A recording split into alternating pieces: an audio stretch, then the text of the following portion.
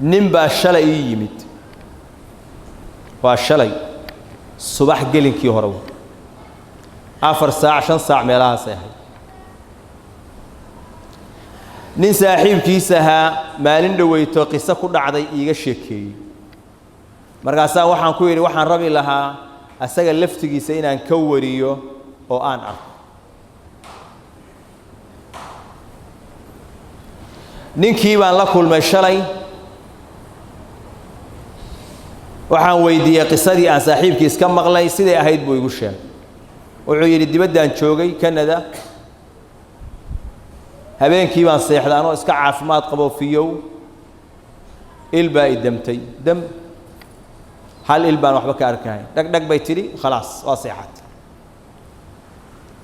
wax yar ka bacdi tii kalena waa dantay labadii indhood dam bay noqdeen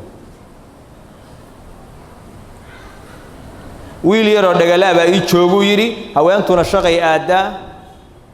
telefoonku hadaa dhacay asaguna maqli ma hayo aniguna uma jeedo markaasaan xarunkan igu yimid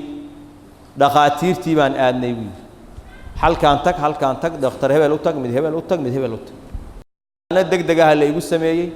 oo kala duwan natiijadii waxay noqotay waxba laga ma qaban karo markii daba dhakhtarkii wuxuu yiri ugu dambeeyay laba mid weey inaad wadatid ay ku hogaamiya oo aygu aad ka haysatid aygaas aad gadatid yeena u shaan dheer oo la qaadatid dadka indhaha la qaataan labadaas mid u yeel waqti kale iska lum anoo xaaladii labadii midna aan sameyn oo gurigii jooga ayaa magaalada Canada waxa yimid nin wadaada adeerkay baa u tago arintii u sheegay buu yiri markii la igeeyay wuxuu yiri waxaan musiibo kugu dhacday weeye ku sabar ducadaana waa ibaray buu yiri adhib al-ba's rabb an-nas washfi anta ash-shafi la shifaa illa shifaa'uk shifaa'an la yughadiru saqam habeenkii baan soo kacaa salaatul layl baan u soo kacaa salliga aan haysto dhinaca qiblada u jeeda saacad yar oo ku dul dhiga masaa u taabtaa oo iska tukadaa buu ducadaana ilaahay baan ku baryaa buu oo ku tuuba 3 bilood muddo intaas la eg markaan indha la'aan ahaa waxaan arkayaan aan la arag ayaan habeenkii dambe salaatul layl tukaday ducadii ku ducaystay waan seexday buu salligii laftigiisii baan isku tuuray buu salaadii subaxiga oo aan la gaarin subaxii markii la gaaray baa haweentii intay soo dul istaagtay ikicisay wiil haddaan saas madaxa u soo qaaday labadii indhood baba waa siday bari hore ahaan jireenba Allahu akbar waa siday bari hore ahaan jireen markaas ay ugu dambeysay shalay oo aan arkay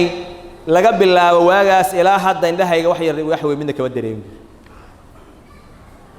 shalay oo aan arkay wuxuu waxba kama dareemin wax xun wax oo indha la'aana maantaas ilaa yoomina hada wax yari wax weyn wax iga maqan ma qofka muuminka ah markii dhibaatadu ay ku dhacdo waxa la rabaa qalbigiisu markiiba inuunan u jeesanin dhakhtar hebel isbitaal hebel kaasa takhasus gooniya haysta kaasa fi safiina hal yimaada asbaabtu ha aado laakiin qalbigiisu markiiba si toos ah inuu ugu xirmo khaliqul asbab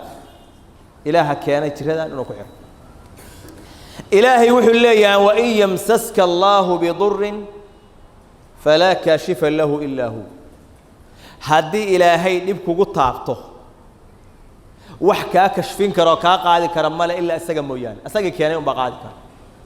wa in yamsaska bi khairin fa huwa ala kulli shay'in qadir hadii ilaahay khair kugu asiibo kugu taabtana waxaad ogaanaysaa ilaahay wax kasta inuu awoodo ismigan ash-shafi aasaarta ka dhalanaysa rumaynta la rumeeyo waxa kamid inaad ilaahay subhanahu wa ta'ala u rumaysid oo ogaatid asagoo jirada ka qaadi karo dhibo dhan ka qaadi karo